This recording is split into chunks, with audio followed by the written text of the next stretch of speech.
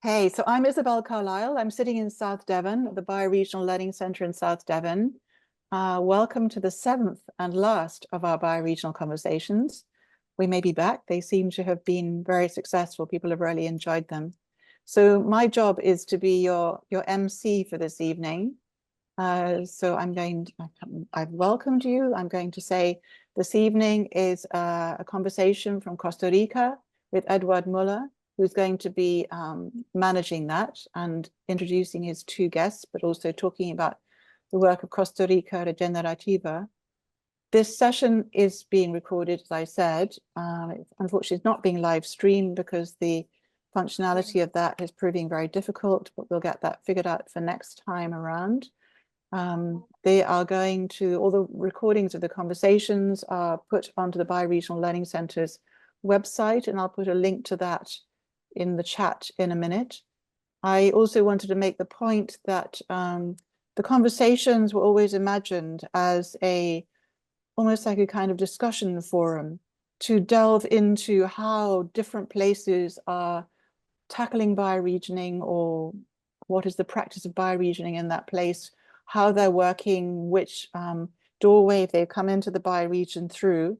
And we are thinking about how would we make it possible for more people to learn this practice. So what are the essentials that we could pick up and then share with other people? I'm not sure that we can ever reproduce them, but as a way to think about what are the essence of a course. So I am going to put also in the chat a link to a Google feedback form in which you can give us your response as to what you think has been successful and what hasn't been successful, what you would like to see in this kind of a course. But I'm now going to hand over to Eduard Muller of Costa Rica Regenerativa to talk about his own practice. Thank you, Isabel, and nice seeing so many familiar faces on the screen.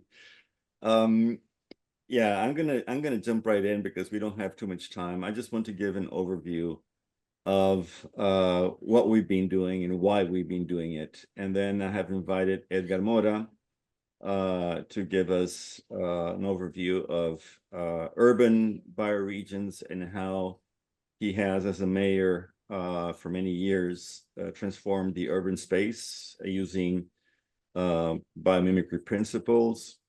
And then here, Edgar just had some problems. He was on the call, probably has come back in. And then Nico, a really good friend who's probably one of the most practical regenerators I've met, an amazing capacity to really do regeneration on the ground. So I'll dive in. I'm just going to share my screen.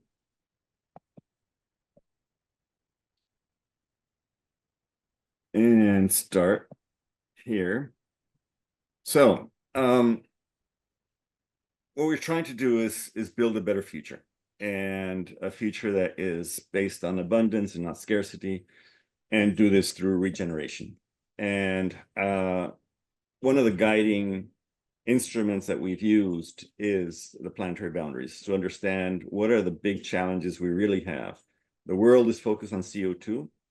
Everybody's focused on CO2. Business is focused on CO2, the net zeros, blah, blah, blah, blah, blah.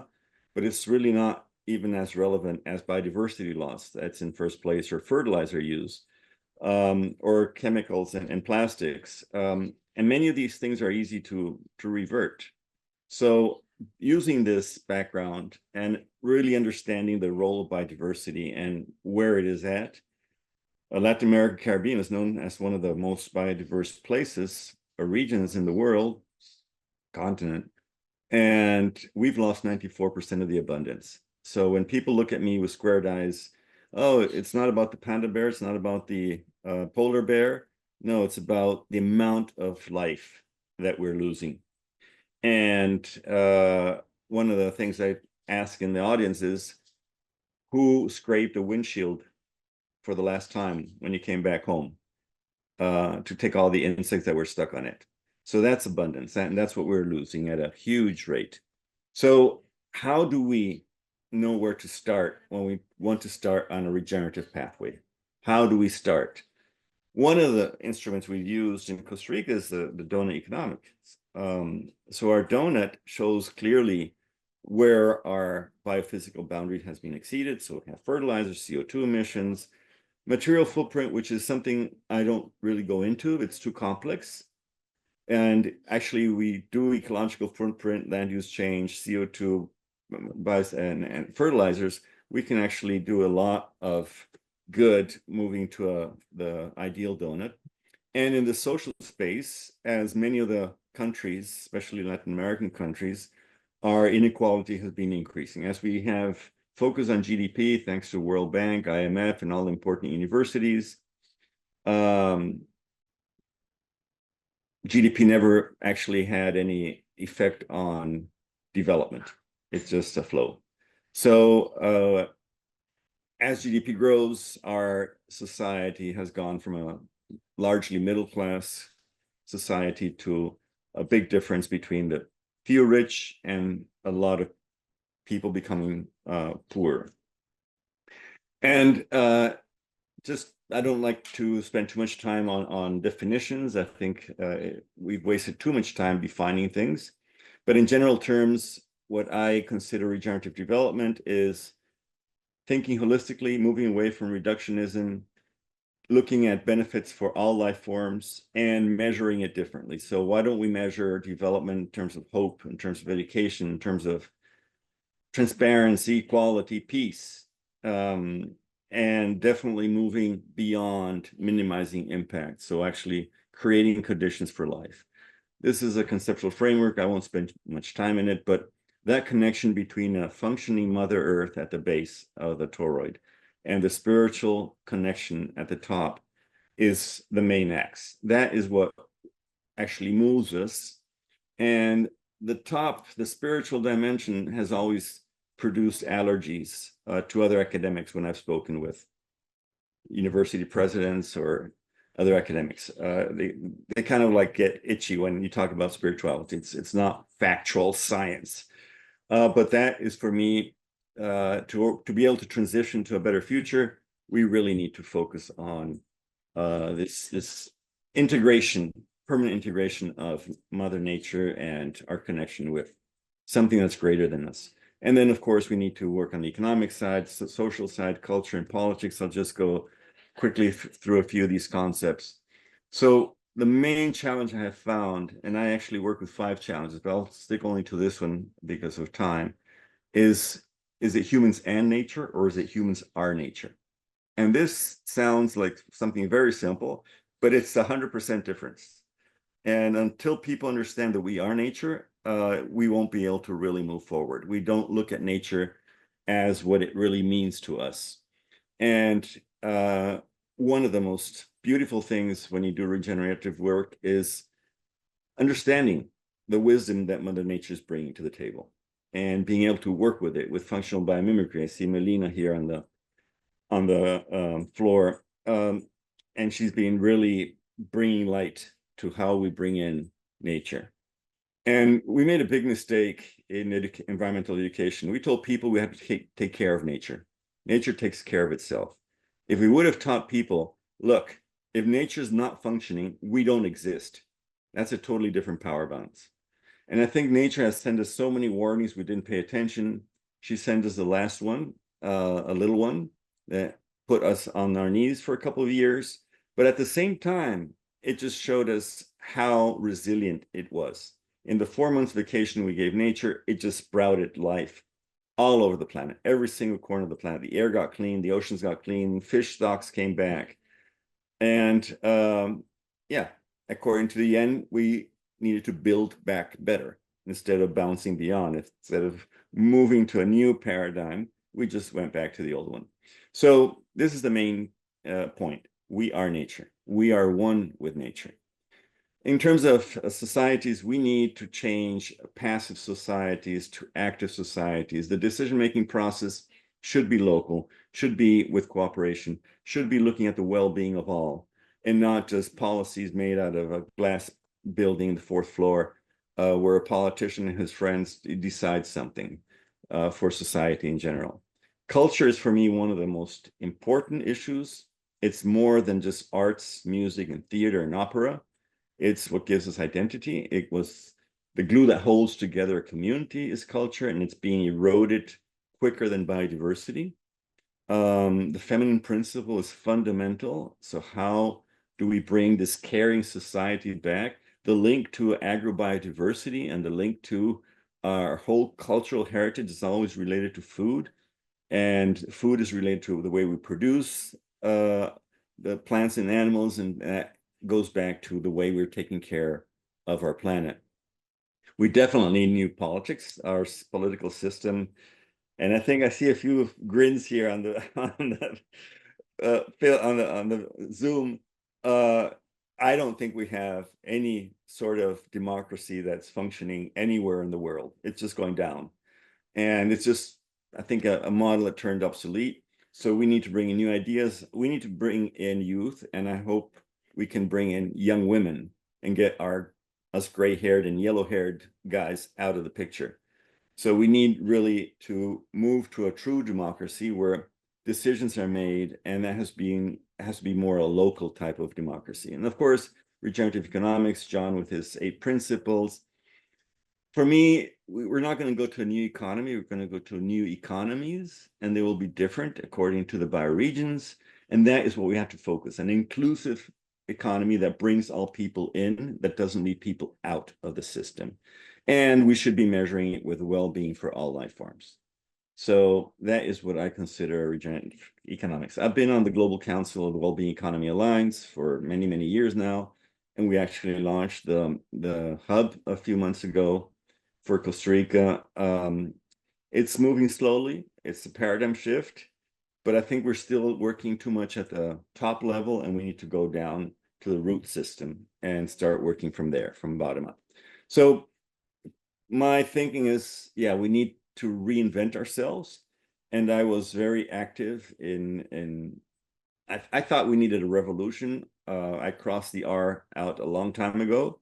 So we need to evolve from our vertical egocentric ego system, where man is on top, woman underneath, and life at our feet, transition through the eco. It's only a transition, because what we need to do is get to Seva, where we put all our efforts, we put all our knowledge, all our technology, all our wisdom in service of life. So it's the invert process. Now, who is responsible for this future then? We are. Nobody else. It's not going to be a politician, unless our president or our minister of education in this country are going to decide a good thing for the future of the country. So it is in our hands. The question is, how do we build this better future? And I think that's what this initiative with Isabel was looking at. What skills do we need to teach young people, old people, to be able to move and build together, co-create this future? Food is incredibly important. It's the biggest culprit, according to Campbell and the planetary boundaries process. The way we produce our food and fiber is being responsible for about 80% of planetary collapse. So it's a low-hanging fruit. Now, if you look at the picture, this is a beach in the US in the 70s. What's missing? The fat people are missing. Obesity is missing. So we even killed our health system because of the way we're producing food. So it's not only nature that we're destroying our own future. Costa Rica is a world champion in pesticide use. 64% of our vegetables, fresh vegetables, have pesticides in levels that are not healthy. So we're not a green country. Few people actually look at the soil, and we've lost 75% of our soil, and we'll lose 95% by 2050. So where are we going to, are we going to pay attention to Bill Gates and produce meat in a test tube? No, we need to stop the destruction of the soil. In Central America, we're losing 200 tons of topsoil per hectare per year. And we can see it in the ocean. Every time it rains, how many trucks do you have to take and dump into the rivers with soil to tint kilometers and kilometers of ocean brown? So Regenerative Costa Rica was actually, we launched it in 2018. Stuart was here for that launch, to show that regeneration is possible, hopefully at a country level. We're working on that in spite of government, not with government, regretfully. But what we're doing is trying to demonstrate. So we developed the conceptual framework. We've had all these theories, but we didn't want to stay with just the written stuff. We want to show that it happens. That's why we launched this initiative, looking at how we transition to that third horizon of regeneration, how we move away from a paradigm that's not anymore fit for purpose, and using Bucky Fuller's recommendation, let's just build a better system that will make the old and obsolete. So instead of fighting government, instead of fighting corporates, instead of fighting everything that I used to fight for 40 years, we just go into this transformation process and show that things can be obsolete. And so understanding that the nutritional value of regeneration is one of the main assets, and that we can actually cure autism, Alzheimer's, a lot of diseases by working on the soil microbiome and going all the way. And the conversations with Zach, you mentioned, Nico, that you were on a meeting with Zach this morning. It's just mind-blowing how we can actually have this huge benefit in our social costs, our health costs, just by bringing back the production of good food. It just, the amount of benefits for those that are looking for return on investment, we just need to look at the broader picture of the return on investment. And for this, we need to understand that agriculture is biology, it's not chemistry. If it were chemistry, why don't we ask the chemical products to have a label saying this is chemical, eat it, it's really good. You know, why do people who are doing it correctly have to pay these consultants to prove that they're doing it good? So in general, in Guanacaste, and I moved here during COVID, we did a lot of different things. We're still doing some of them, but we tried to do the most holistic approach to a bioregional process. So working from tourism, regenerative tourism, working with educational institutions. Of course, the agriculture is fundamental, as I said, but then how to bring agrobiodiversity back. We've been trying to promote seed banks and people exchanging their own seeds, moving away from the commercial seeds. Holistic grazing has been a very important part, and I'll go a little bit more into detail there. How do we influence public policy? That has been Edgar's job. He's coming on this call. So looking at the landscape level, at the bioregional level, we need to go beyond pilot projects. We actually need to get mainstream on this. We managed to get 500 families to produce their food. This was an area dedicated to tourism. Tourism was locked down overnight. The tourists couldn't even go surfing because they'd be arrested for sitting alone on a surfboat in the middle of the ocean. But we got people to produce their food regeneratively. And this spiraled into a lot of different components. So we were able to turn these degraded soils, and we were told you cannot produce vegetables in that area. And we just turned it into abundance using different methods, from Cuban methods, indigenous agriculture. This is Mel Landers. He's been working for over 50 years on systematizing indigenous agriculture. How do you harvest water? How do you maximize the use of very little water during the dry season? How do you bring degraded soil back to black soil? Just integrating carbon with mulch and things like that. And abundance. I mean, this is one of the community farms. Food was abundant. So we show that we can bring back health. I remember a mother telling me when she called her kids, she said, look, Edward, the eyes are shining again and the skin is smooth again. That has no comparison to an economic return. We developed methods to follow this. So we developed these tree rings with Ugo and 7 vortex. The color-coded were because a lot of these community members were not really good at writing and reading. But then red was something we had to pay attention to. Green is something that's better.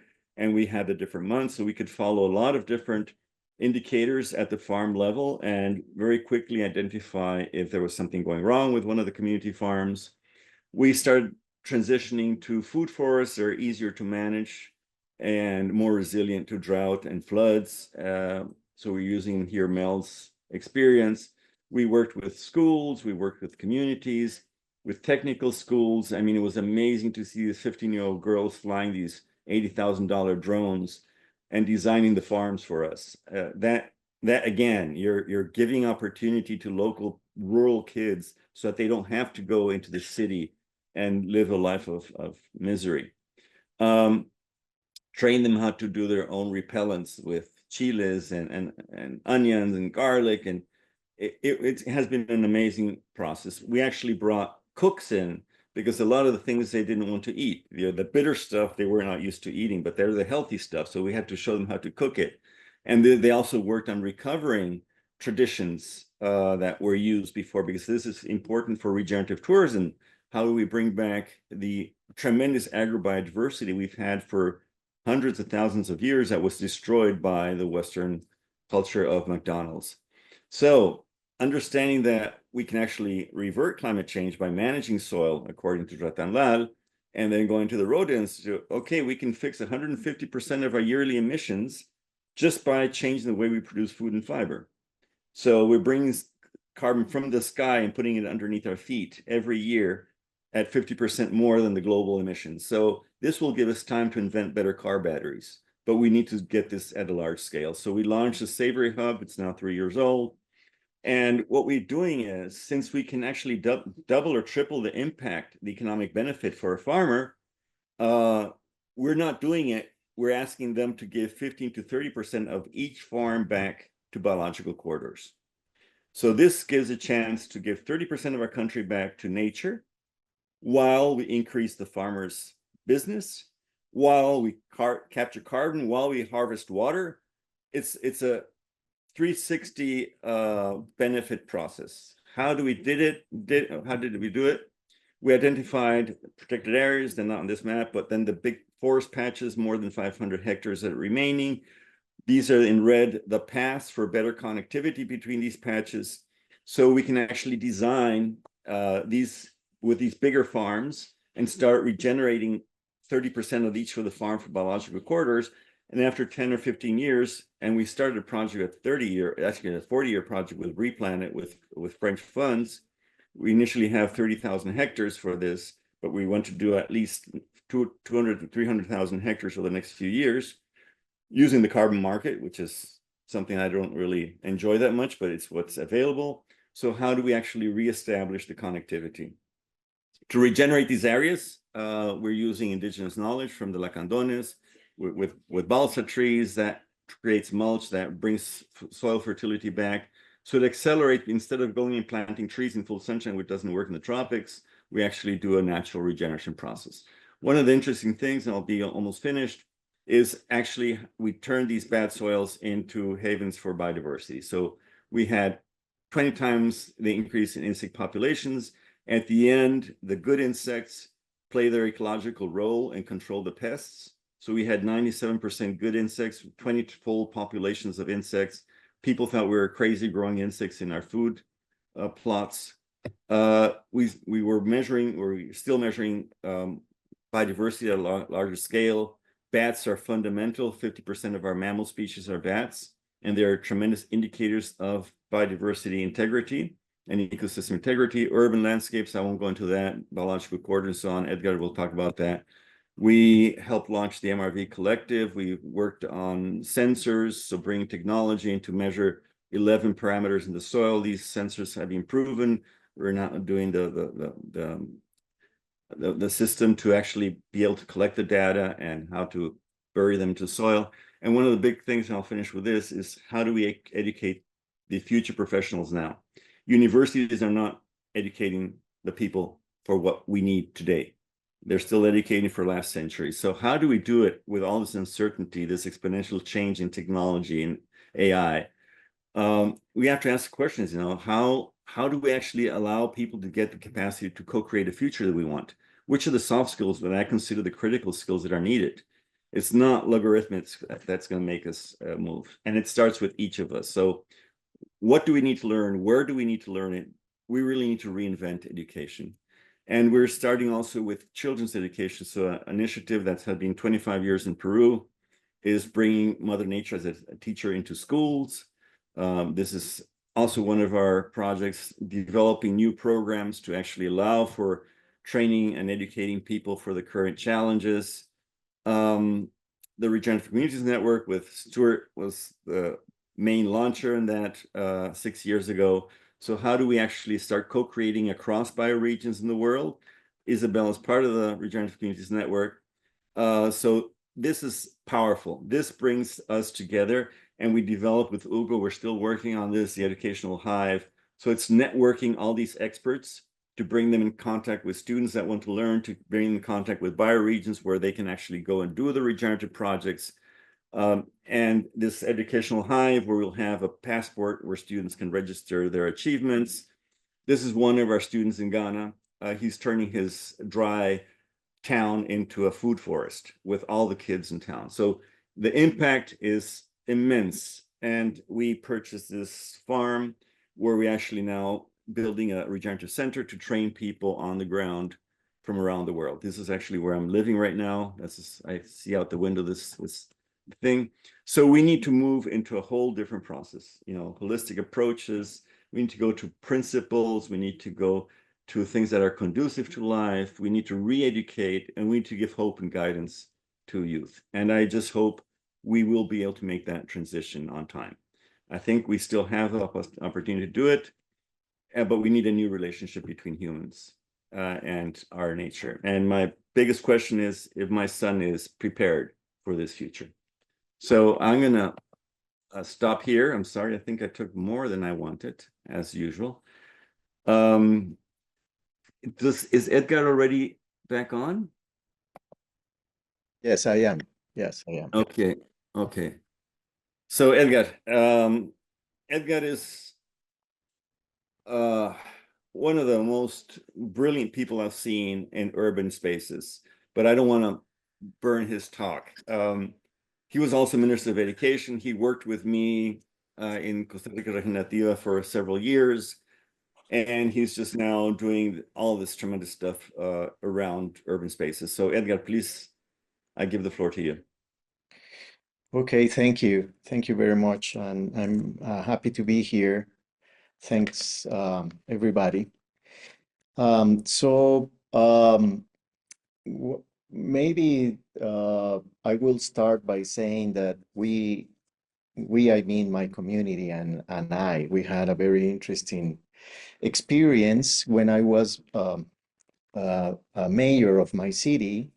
I was mayor for 12 years. That means that I was re-elected several times. And we developed a very interesting experience that is goes to the practical issues of how to melt or combine different information coming not only from our system but from other systems that are not non-human driven. So I think that's a very interesting way of starting my presentation. What I will do is, in the first part of it, I will explain very briefly what we did in Curridabat. That's the name of my city.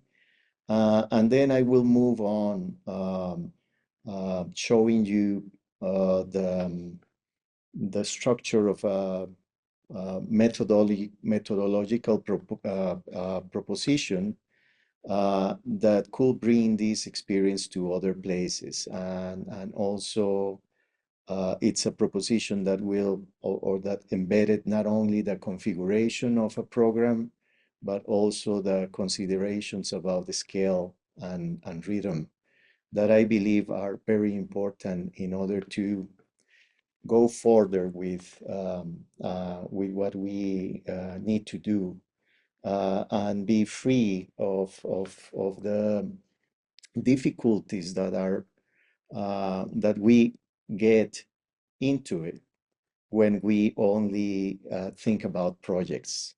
What I will show you is more of a platform of development that is placed literally on a territory. So going back to my first intention, which is telling you what we did in Curridabat. Curridabat is a very interesting case because we managed to involve a whole community into this idea of being creating a new alliance or different alliances between humans and biodiversity. and actors or organisms, different organisms of the biodiversity of the place. And it all started as a very standard experience when I began to be mayor, and basically over time, which talks about rhythm, got more complex in terms of the ambitions of the ambition of the community. So there was probably a very key question that we ask when we learn the different effects of cities over the planet. So as you know, urban the lifestyle of urban places are not really helping the planet to be healthy. So they are promoting an unhealthy growth of the economy, and that means a lot of consumption. Well, this kind of culture, you know, I know you know better than I, but I will give you a piece of data. So some people say that if we put all the cities together, it will only cover 3% of the global territory or the planet, of the planet. But cities altogether are using more than 100% of the resources of the planet, and that kind of life that we are developing here, and the kind of economical proposition for growth is not helping the planet to regenerate as quick as we are asking for resources. So we can say that cities are asking for more resources than they are giving back. So that's the question: how can we change the development of a place in order for that place not only to extract, but also, and more important, to add value to the planet? So the question is just that: how can we run a city or develop a city and our lifestyle in the city that will add value to the planet instead of extracting value to the planet of the planet? So that question is not easy to answer, especially if you only look at our system. So we knew by that time that cities or places where people live have different layers. Let's say they have different dimensions, or they are different dimensions to them. And two important things is that we regard two dimensions that are not really approved by the political tradition. And those dimensions are feelings and biodiversity as infrastructure of the place. And this is very important to mention. So we start to deal with the city believing that feelings and biodiversity were also infrastructure of the place. And when we did that, we start to look at the city in different layers. And so it was easy to understand that as we develop our life in the place, at the same time, over the same place, there are other systems that are also working daily, 24/7. And probably a few of those systems could have more information, important information for us. So we start to engage as a way of creating an alliance. We start to engage with the pollination system that was also working or is working all the time over the place. And we start to get a lot of information coming from that other system to change the governance of our system. So this is the story of Curridabat. The story of Curridabat is the story of a city that allowed pollinators to be mediators of development, firstly. Then we understood that they were agents of prosperity. And finally, we regard them to be citizens of the place. And that was very important because as cities open up to other, to recognize other citizenships, they tend to upgrade their capacity, not only moral, political, but also economical capacity. So this is a story that was very successful. We got a lot of recognitions, and we really pushed the city to another level. We also recognize pollinators in our brand for the city. So Curridabat became Sweet City, and is known but by those terms. So the new challenge is how to do that in another scenario, in another in other communities. So that's the one thing that I want to show you right away, and I'm going to use a Miro board in order to do that. So let me go. Oops, sorry about this.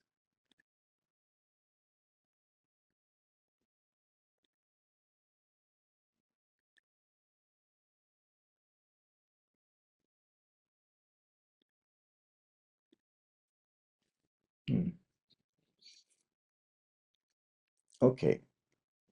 Are you seeing something there? Yes, thank you. It's It's fine? good. Maybe make it slightly bigger so people can read the Yeah. text. Of course, I will do that. Wonderful, thank you. There, screen. Oh, sorry. It's fine. Are you reading it? Yep, that's good. Okay.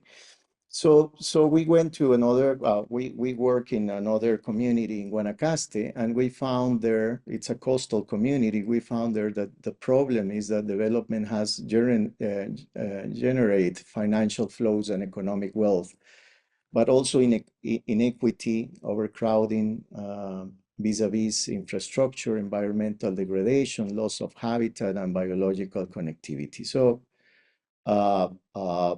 fiscal inequality, inadequacy of public entities with respect to the demand of service, and social displacement.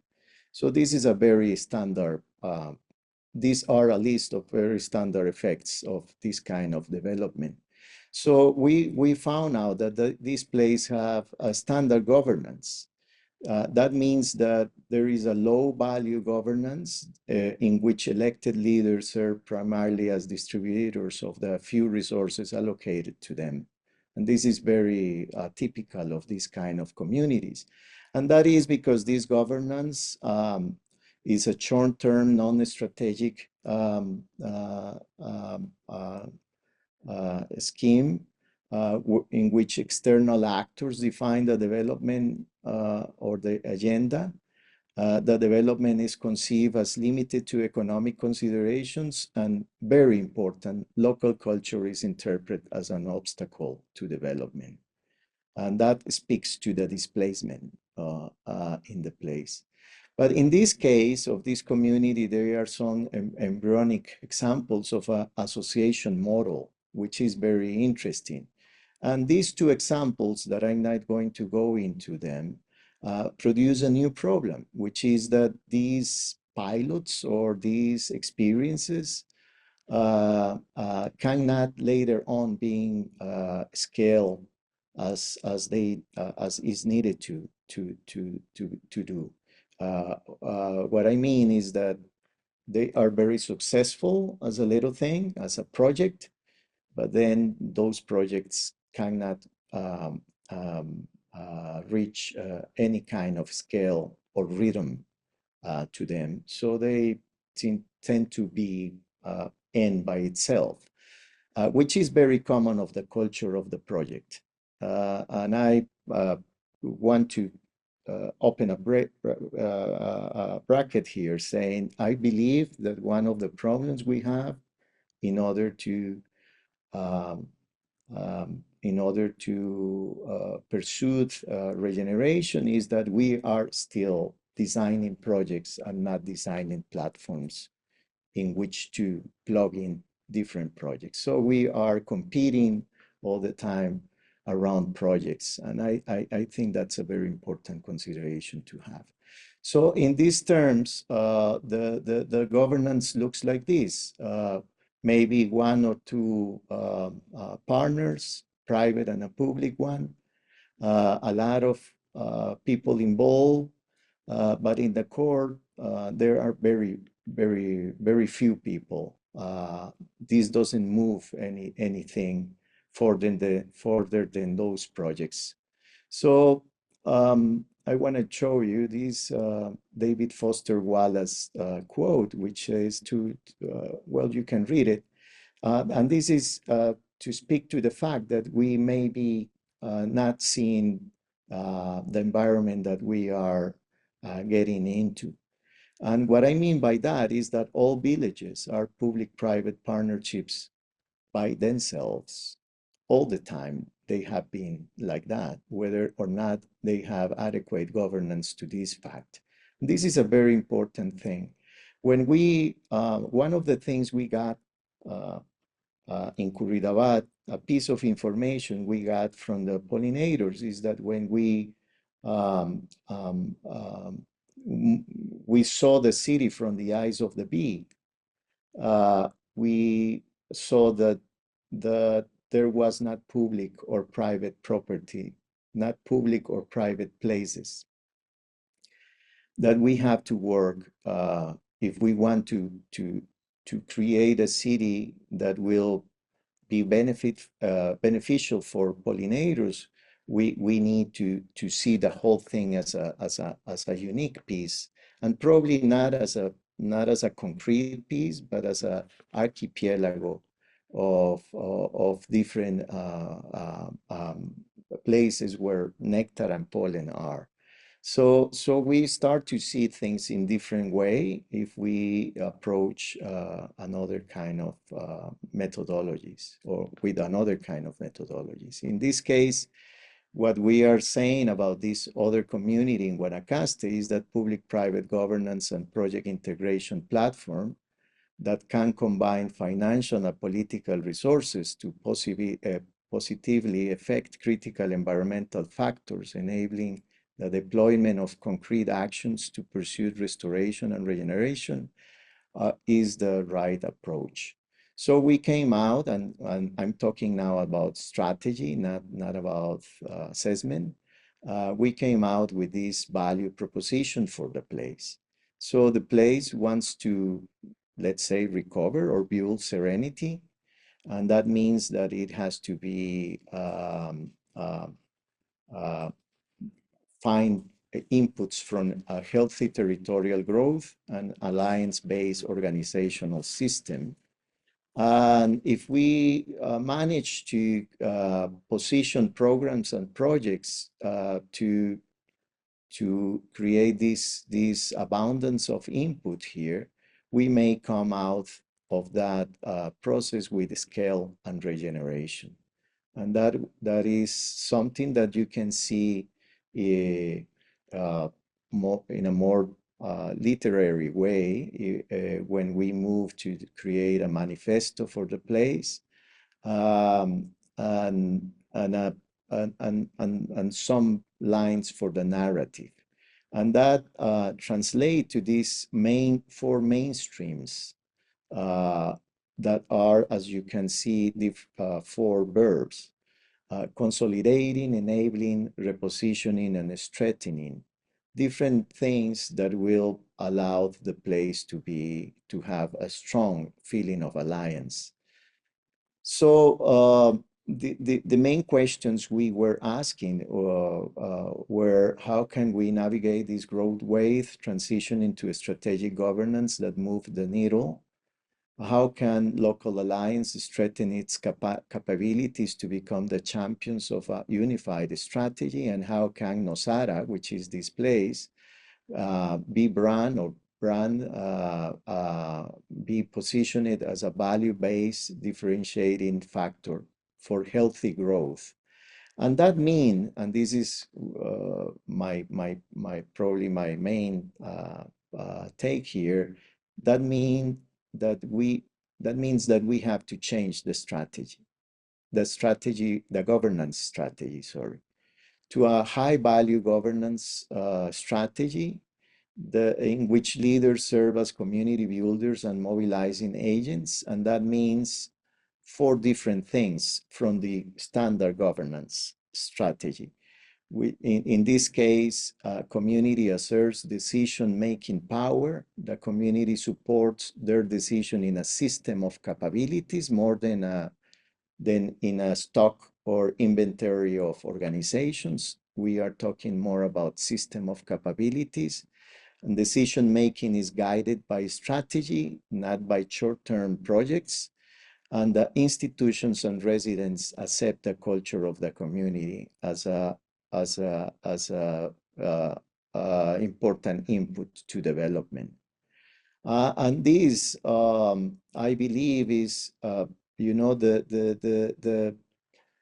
gaining or winning scale for a project. I believe in my practice, as I learn, it doesn't depend on the quality of the project, or it doesn't depend on the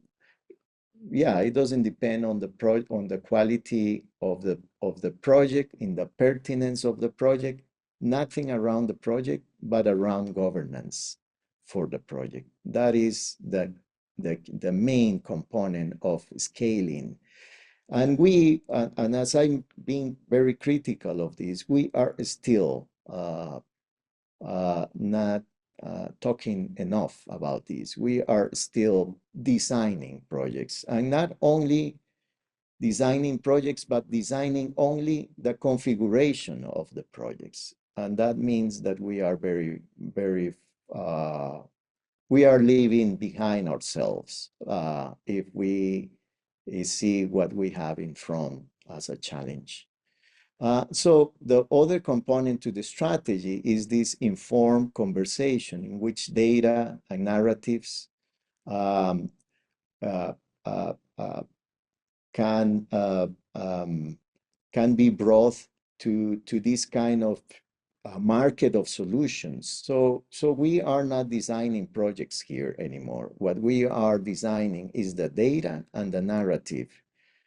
And then coming out of that, we are asking other people to come out with the projects that are needed in order to change. So it's a demand-based strategy rather than a supply-based strategy.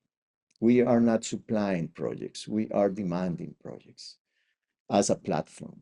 So that changed the whole thing.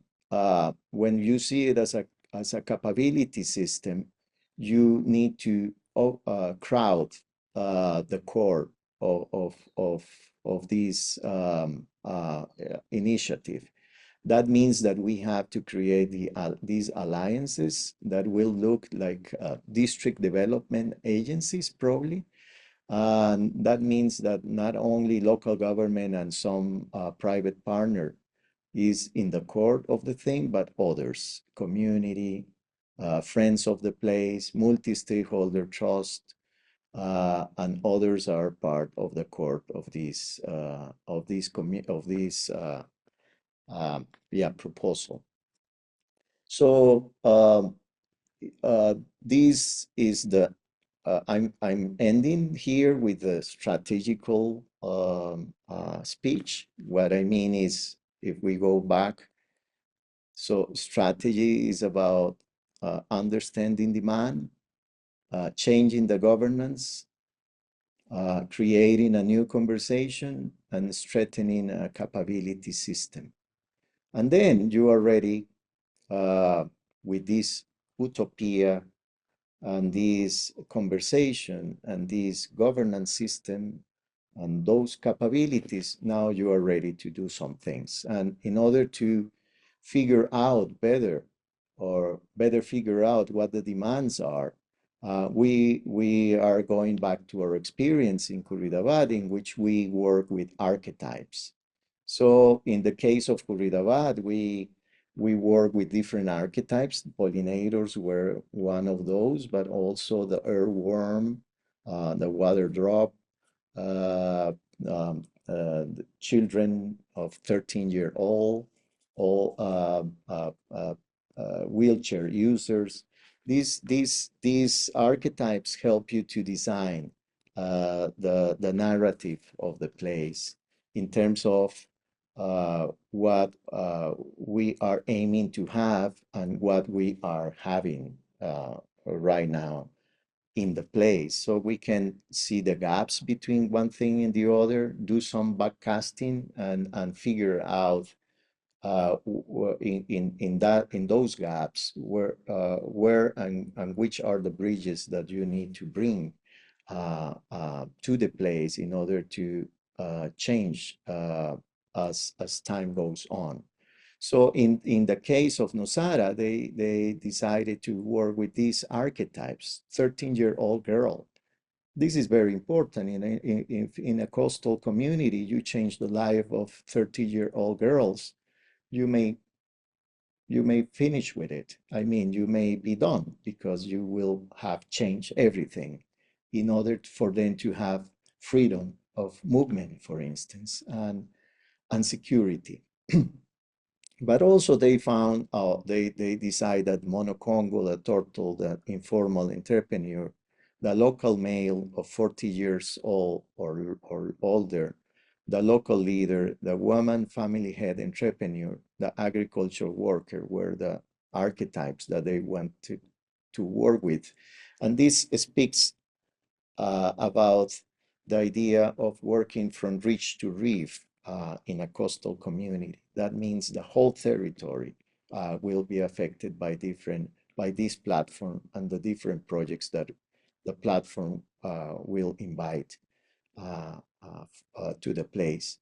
And they decide to work with these critical experiences: hydric balance, education training, state shelter. Shelter may not be the right word, it's presence, state presence and timely intervention, coexistence, environmental purity, trust in the place, and access to desired destinations. Those are the experiences that they want to change for the different archetypes.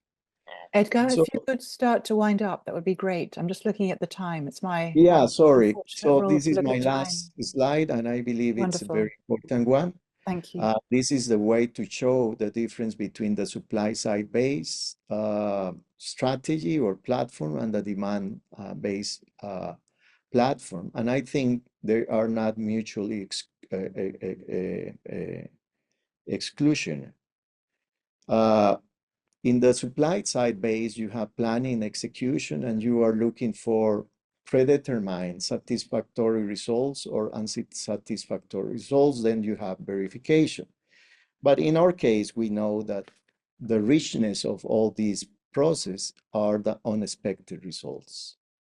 And we are not working enough with unexpected results, and they are very organic. So we do work with those. We then go to a process of validation, learning a new theory of the case. We measure the possibilities of the capability system to embrace these unexpected results. We do some adjustment, and we put it then back to the execution process. And we create this critical zone, which is the zone in which we have a lot of conversations about innovation. So we are not inventing anything. We are taking innovation out of unexpected results. And that is the strategy I want to share with you. Thank you. Thank you, Edgar. I think it was very enlightening. We are a little bit late. I'll just pass it directly to Nico and then see if we have time at the end for more of a discussion. Go ahead, Nico, jump in. Thank you. Hi, everybody. Thanks for having me. Yeah, for me, when I look at working from the bioregional scale, I find it coming into right relationship with place. And for doing that, I wanted to introduce myself based upon how indigenous from the Pacific Islands would speak to, and still do to this day in Hawaii. They call it an aha pua'a, and they speak to our watersheds and where the water flows. And it was a perfect lead-in, Edgar, thank you, from speaking to this connectivity of ridge to reef. And there's one thing that connects us all life on this planet is connected through the waters and its movement. Climate, is hugely shifted by land use change, and it has to do with lack of capturing moisture in a system. And so, yeah, just give like a little bit of a fly through in a different way of presenting information, and just share where I am right now. I'm literally speaking from this little red dot on the map up here against in this beautiful way. This is me inside the little Yoda head that I call. This is my little farm over here, and we're pressed right up against the beauty of this Diamante waterfall. And this waterfall right here is around 650 feet, 220 meters. It is the tallest waterfall in Central America. And it is actually birthed as a spring, as in it erupts and emerges out of the ground. And how that kind of happens is that we have this beautiful ridge line here that like runs through this area. And I've been told by some geologists that it has actually a relatively recent geological timescale where most of the country is in the hundreds of millions, that part of this little fracture here and this eruption is possibly less than 500,000 years old, which is quite interesting. And this is the tallest point in Costa Rica. This is Chiripo. And as I start to look at the significance of a watershed, you think of the water falling in the mountains and flowing down through rivers and making it to the ocean. And you can see the stark, vast difference of one side of the country that is predominantly this agricultural basin that surrounds what is locally here known as Perez de Leon. And you see the Talamanca region that is wholly left untouched and bordering the Parque Internacional La Amistad. The Talamanca region is the current complete territory of the Bribri peoples, a local indigenous tribe that is very connected to the medicine of the corn and even cacao in later time zones. And there was connectivity that tracked this vast mountain region and would pass every year from coast to coast, which on a distance is very short. We're talking 100 miles, which is very, very, very, very small distance, 160 kilometers or so. And but the trek to just imagine this highway that would connect the indigenous and many Bribri were left on this side where there's typically all this masterful, huge expansion of development and agricultural practices in this basin. And what makes this like so beautiful and fertile is that you kind of take a look here, you see almost like a bowl, like a bathtub that's capturing all this water that flows down from the tallest point in Costa Rica. And then it infiltrates and it erupts out of the ground, out of this much smaller ridgeline that I fly down, that is the ridgeline that the Diamante waterfall connects to. And even the Nayaka waterfall, the most powerful waterfall, comes from the Baru. And so the tallest waterfall and the largest waterfall, the tallest and the most powerful, connect two separate river systems. And they end up exiting here in the coast, right here by the marine park, the Marina Ballena, a very, very significant geological formation of this whale's tail, obviously so obvious as to where it gets its name. And an even better kind of picture here in this kind of way that they look at this. But this marine park is a birthing ground for so many mammals that find this protected. And the reason that there's some of this protection in this region here, that this water that ends from the tallest, that infiltrates into the ground to this agricultural basin, erupting from the tallest waterfall and connecting with the most powerful waterfall, exits here into a place that the geological formations under sea create this amazing patterning that draw currents flowing north up through North America and south because of what they call the minor cog that is above Colombia, and takes those south. And so this small little space on Earth that actually is the only place on Earth that currents hit the coast and flow north and south at the year round, that I would say that these beautiful waters, these magical waters that are in front of me, perhaps, just possibly, travel the Earth faster than all waters on Earth. And I think there's like a little bit of magic to that, and that's my personal story that I connect with. But when I see the challenges from an ecological and geopolitical setting, I see this huge agricultural basin in which Edward so graciously said that we have the highest per capita use of pesticides and petrochemical fertilizers on the planet. This is predominantly grazing lands, but still a lot of glyphosate and other dangerous chemicals are used to control unwanted grasses.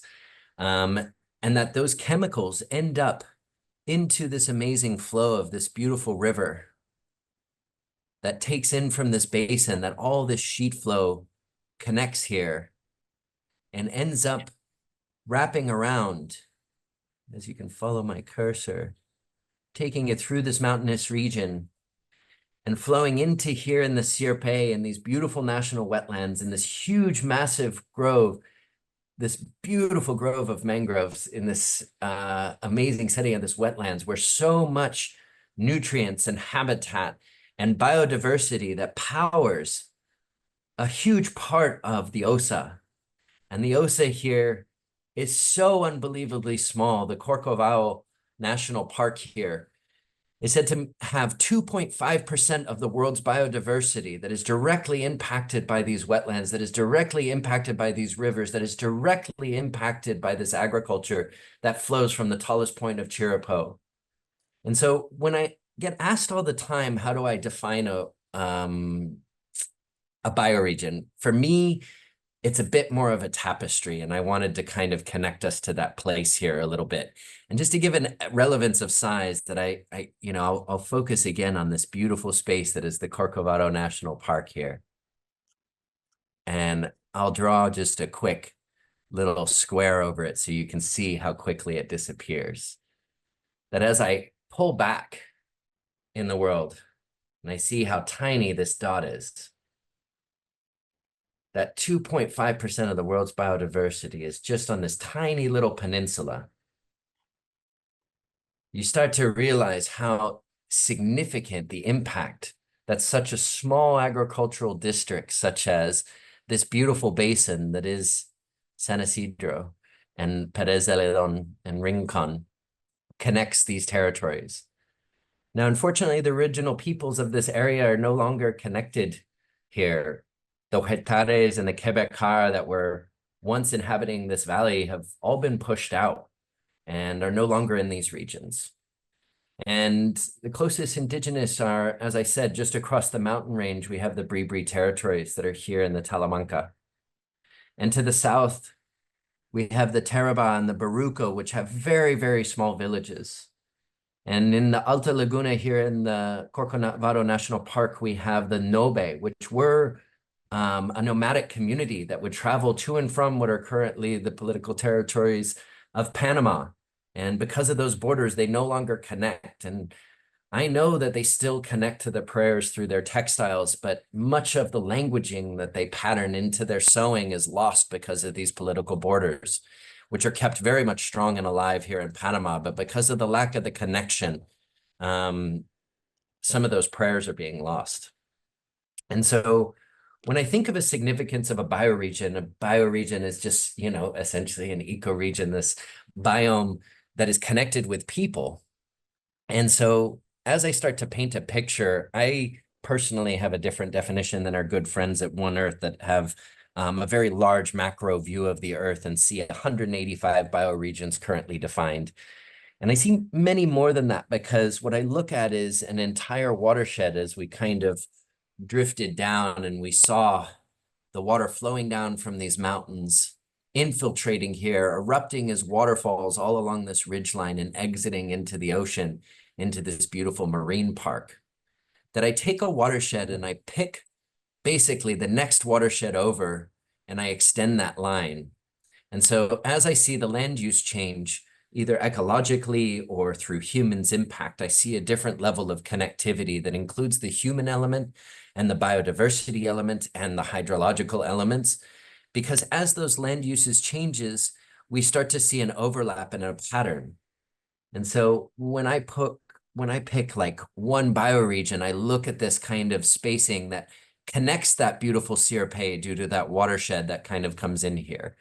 It doesn't quite touch the national park because it's just really the wetlands that's in here.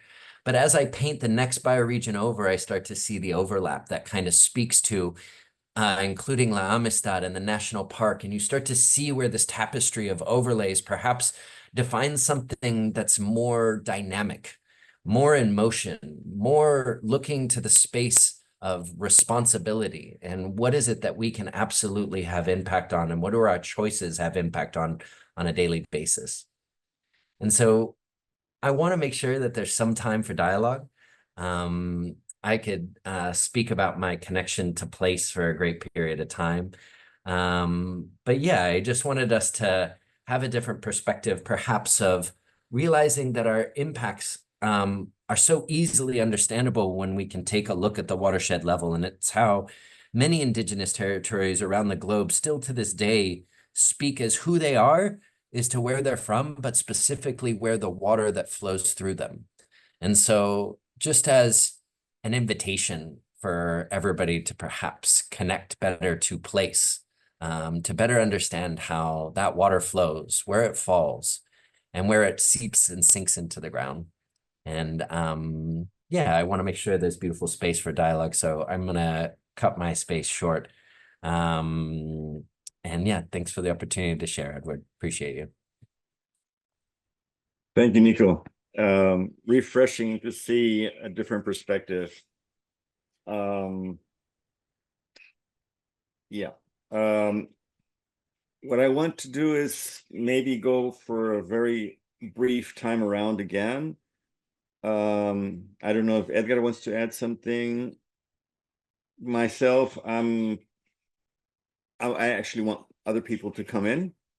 I think we have a very clear idea, and it's just, we think of bioregional work as something homogeneous, or many people do, and it's so heterogeneous. It will vary depending on where you are, what moment in time we are, the political surrounding.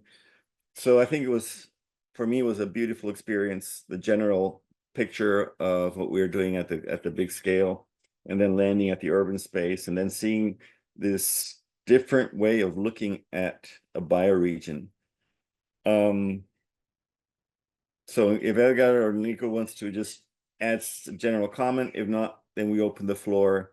I guess there can be probably many different people here who want to say a few things.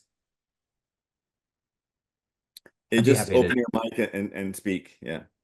Yeah, I'd be happy to just share a piece, because I really think as I look at the urban, as I look at the agricultural, as I look at the educational, as I look at our desire and seeing connectivity, and I start to weave the tether of the circulatory system of Earth. And I think of something that is, non-competing and 100% consequential for all life. I see a new drive towards restoration efforts globally, focusing on watersheds that specifically feed agricultural economies as the one huge trim tab, shout out to Bucky, that could arguably have the greatest impact on Earth and perhaps be non-conflictive into how we utilize it. Because whether you're an industry and whether you're in an urban environment, or whether you're talking about access to resources down to the final end, if we don't have water falling in mountains, flowing cleanly in rivers down to oceans, then we all stand to lose. So yeah, and thanks for everyone sharing. Thank you. Any comments or questions from the audience?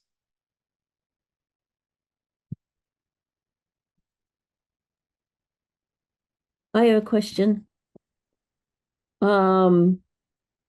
Edgar, if I heard you correctly, I think you mentioned feelings as an indicator, if I understood you correctly. No, No, okay. I mentioned feelings as infrastructure. Can you say a little more about what you mean about that? Yeah, of course. According to my experience, communities are prompted to create development or embark in new approaches or getting into innovation or change only if they feel that that is something that it's fine, and that speaks to their own feelings around the place. So what we learned, we had a very interesting experience in Curridabat. We create a map of feelings in the place, and that map was fundamental to the change of the place. And feelings are created by different ways of interpreting the school of thoughts. Like, for instance, I'm going to talk about, let's say, neighborhoods that have more freedom than others, and that will reflect in different feelings of the place. One very easy example is greening the city. It's a product also of inequality. So where you have more wealth, there is more green. And that comes with different feelings from the place in which less green is growing there. And maybe that's a way of reflecting also that social inequality of the place. But that is a presumption that you have to prove, because in some places where there is no same wealth capacity, maybe there is more happiness there. So learning about the feelings about the feelings in the place, learning about how feelings are distributed, it's very important, and that allowed us to think about this idea: feelings as not superstructural in from the Marxism proposal, but feelings as infrastructure, as they allowed different behaviors to erase. Sorry. So we believe that biodiversity and feelings should be considered infrastructure. That's the right way of saying it. Those two things are as of today are not being considered energy. Let's call it that way. So biodiversity and feelings are energy, and they have to be fairly distributed in the place. If you to talk about in terms of infrastructure. Thank you. Anybody else? We still have 15 minutes. Put your hand up. Sure. Bill. Yeah, I'll chime in. Eduard, you started the conversation off with the graphics of the planetary boundaries concept and the donut, which is our two conceptual frameworks that's really fundamental to the work that I do. And what the question I have is, to what degree are you able to and if you are able to, what challenges do you experience in terms of applying these thresholds-based approaches that are sort of linked to potential adverse tipping points in ecological and social systems? So to what degree are you able to apply these at a bioregional level, and what challenges might there be? Thanks. Yeah, so it sounds easier than it is. In practice, it's a lot more complex. But what we are doing is actually demonstrating how things can be done better, and then hoping that people adopt them. So, for example, we started with regenerative agriculture actually many years ago. We worked in Panama, Guatemala, El Salvador, and other places, and we know it works. We know you can produce abundance. You know, you can actually make the farmer independent of buying inputs from outside his farm. And on the long run, he's actually producing a lot more. Now, how to mainstream that is very difficult, because we have the Ministry of Agriculture coming in and visiting. We have all these companies. Our technical assistance programs of the government have been downsized and taken over by the chemical industries. So the companies that have these little cars running all over the country, they get to every corner to sell them antibiotics, vitamins, pesticides, and are constantly bombing the farmer with the need for these inputs. So one example, we tried to actually change the way one community produced vegetables, and it's the only community that really produced vegetables in Guanacaste, because it's a bit higher and it's a mountainous area. And they're all totally chemical. And we went there and we were not successful. So what we did was go to the technical school where their kids study, and taught them regenerative agriculture in this technical school. And then we asked the kids to ask for their parents for a little piece of land. And I think about 6 or 7 of them were successful. And they started producing regeneratively on their parents' farm.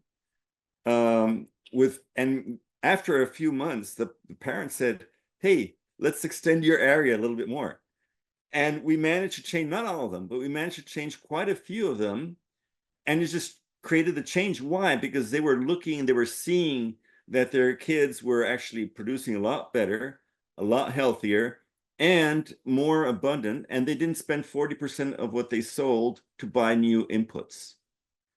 So the same thing with the cattle. Cattle is, I mean, this province has 380,000 hectares of cattle land.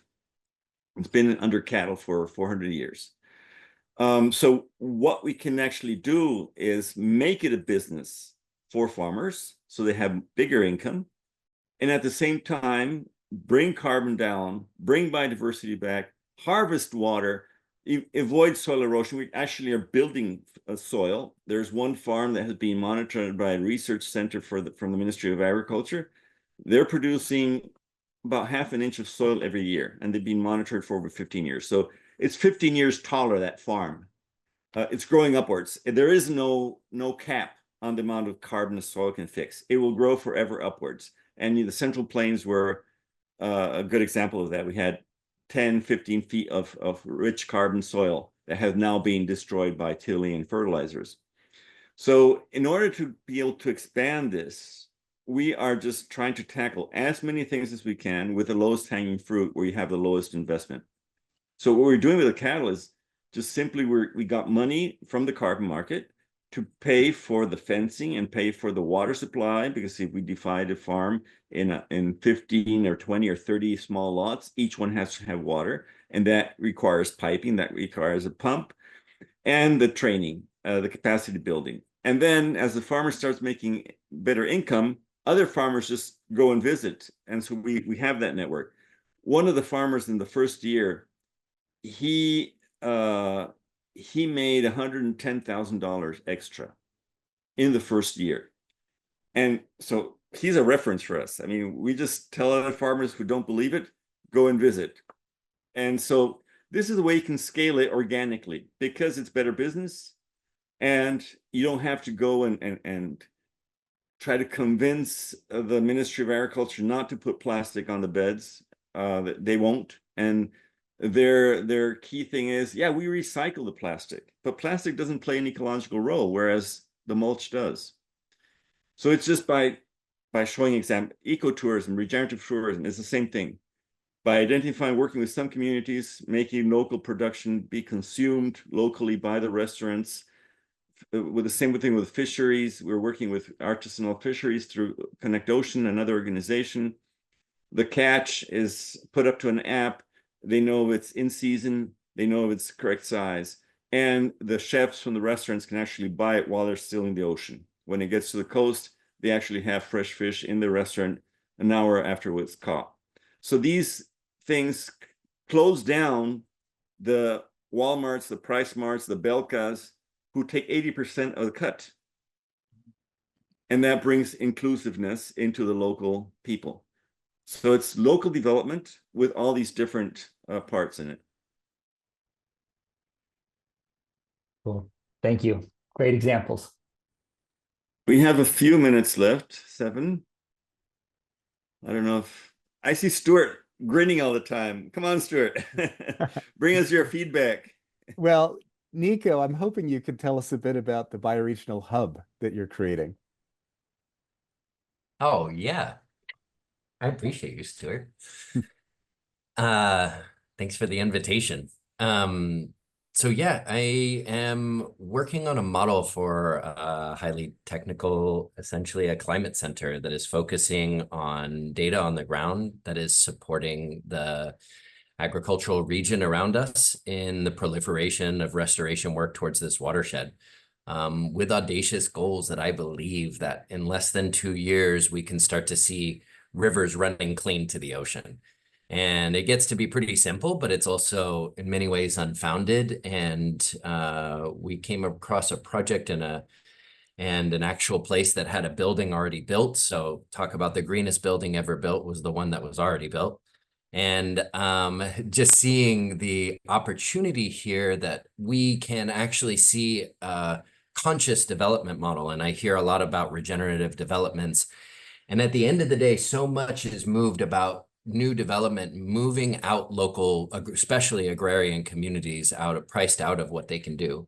And so we actually created a pro forma that penciled that actually creates twice as many homes for low income and agrarian communities and a pathway into ownership that keeps the agricultural economies working and the working class present and here in the most amazing and beautiful fertile regions in the country instead of pushed away.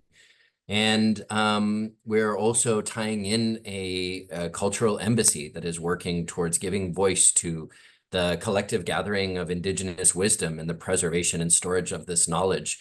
And so how does this wisdom banking, this nature banking, and this food banking kind of start looking at being a value and a trust where that value is actually maintained locally, where the bioregion owns that information, where it owns that value, instead of a lot of these carbon pieces that are extracting most of that value and shipping it overseas, and or new biodiversity markets. And there's this whole speculative wealth game. So trying to have money left and resources left here in the bioregion is the primary goal, and being a supporting services model that allows the proliferation of education, vocational training, waste to resource modeling, and kind of sees that come to light. So I'm sure if anybody is really interested to hear more, I'd be happy to make time on another round. And thanks, Stuart, for the invitation. You're a beauty, always. Thank you. Isabel, we have 4 minutes. Do I hand it back to you for closing? Sure. Thank you very much. And thank you very much, Eduard and Nicholas and Edgar, for this conversation. It's a great way to end this series of 7 conversations.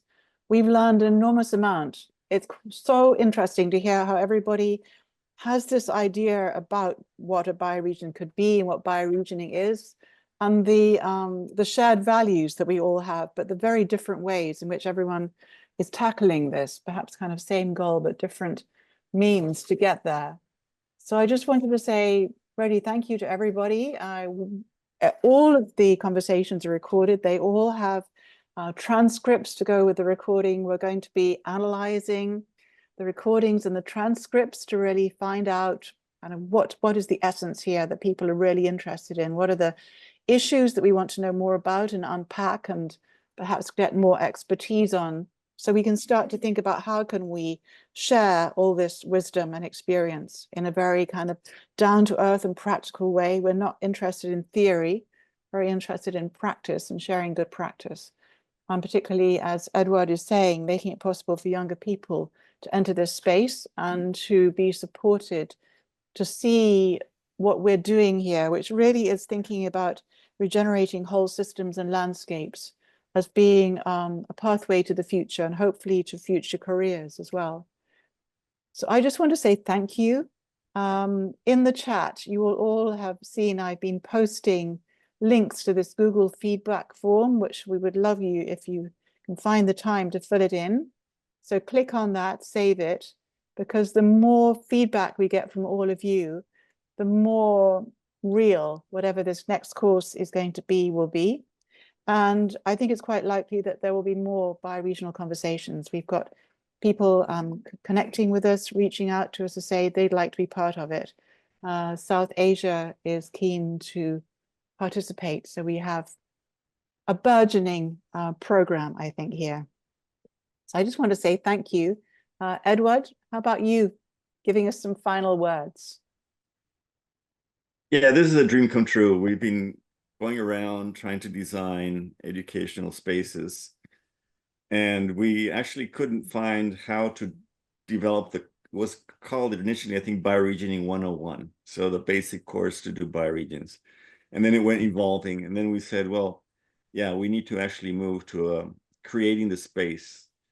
We're not talking about recipes. We're talking about principles. We're talking about experiences. We're talking about examples. And it's going to be different in every single space, and the approaches will be different. The thing is, we need to collectivize this knowledge, turn it into wisdom, and start applying it into action. We have enough data, information, and knowledge, and we're producing more every year than in previous years combined, but we have forgotten to transform all of that into wisdom. And so we really need to co-create a wisdom foundation using nature to move on. And how to do this in educational spaces has been challenging, especially nobody's trained today, or very few people are trained to think in terms of systems, in terms of complexity. We're still from kindergarten on trained to compete, who gets the best grade, who's the best in this, who's the best in that. And this has to be a new society of collaboration. So it's so complex, it's hard to bring everything together into a course. So this will probably be, I see it as a base, and we're definitely going to be using as a base for a lot of our work in the educational hive. But the idea is to get a lot of other organizations that are working together to come together, and we need to create a movement that will cross the chasm and go on its own to this building a better future. So thank you all. Thank you, Edgar and Nico. It was really nice listening to you. We're talking all the time, but it's fresh air coming in. Stuart, go ahead. Oh, just thanks to you, Edward, for holding this energy in Costa Rica. Thanks so much, Nico, Edgar, just a beautiful session today. Isabel, thanks for convening all of us for these conversations, and let's continue. And that is a great way to end. Goodbye, everyone, and see you again soon, I hope.